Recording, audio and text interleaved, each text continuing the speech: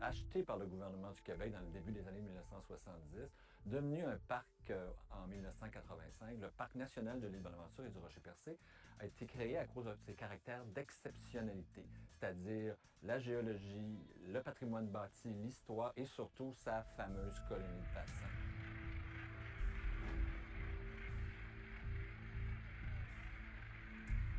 Les thématiques sont particulièrement fortes dans ce parc-là. Le milieu naturel est particulièrement fort. C'est un parc national doublé d'un arrondissement naturel. C'est une façon aussi de pouvoir venir découvrir davantage toutes ces différentes thématiques. Sans compter les causeries, le patrimoine Robin à Percé, les causeries de soirée dans la Saline, tout le volet de restauration sur l'île Bonaventure.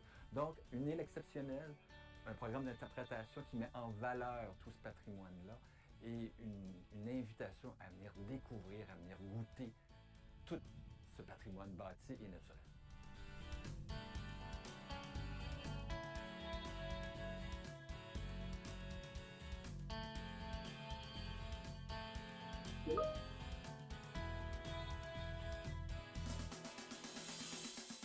Au niveau du milieu naturel, il y a vraiment des icônes. Au niveau géologique, on le sait, il y a le fameux Rocher-Percé qui fait partie du parc.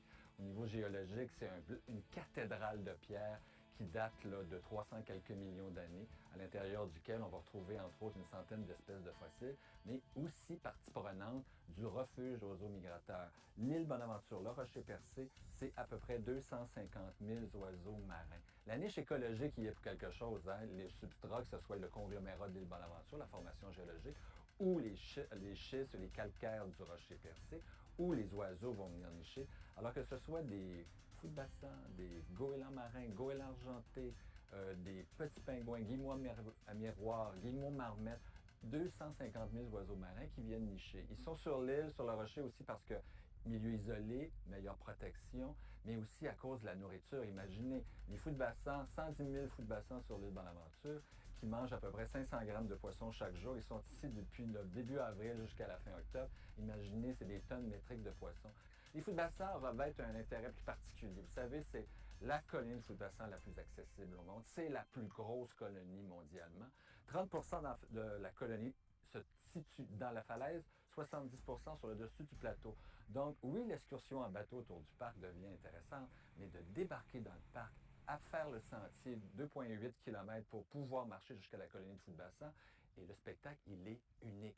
Les fous de bassin sont carrément sur le dessus du plateau, 70 000 fous de bassin étalés à vos pieds à l'intérieur d'un mètre les plus près. C'est un spectacle qui est vraiment unique et exceptionnel. Il n'y a pas un endroit dans le monde où on peut les observer de cette façon-là. Au niveau du patrimoine bâti, ce parc-là possède le plus gros patrimoine bâti de l'ensemble du réseau des 24 parcs nationaux du Québec. 24 bâtiments aux couleurs de blanc et rouge, aux couleurs des compagnies Robin du côté de Percé. On parle du Chafaud, de la Cantine, de la Neigère, de la Saline. Du côté Île-Bonaventure, dans le secteur Île-Bonaventure, c'est vraiment là, les bâtiments Le Boutillier aussi, avec l'entrepôt, la maison Le Boutillier. Le long du chemin du Roi, les anciennes maisons des habitants de l'île.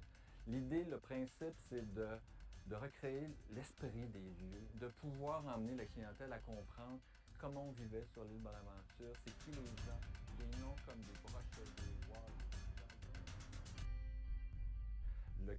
La Gaspésie, Percé, est de loin au niveau de l'histoire très différente de l'ensemble du cœur du Québec. La Gaspésie, orientée de par le régime français, Percé, sous le régime français, c'est le meilleur poste de pêche dans le golfe Saint-Laurent à cette époque-là. C'est 500 à 600 pêcheurs qui viennent de 1534 jusqu'à 1690. C'est le haut lieu de la pêche. Monseigneur Laval qui passe par son événement.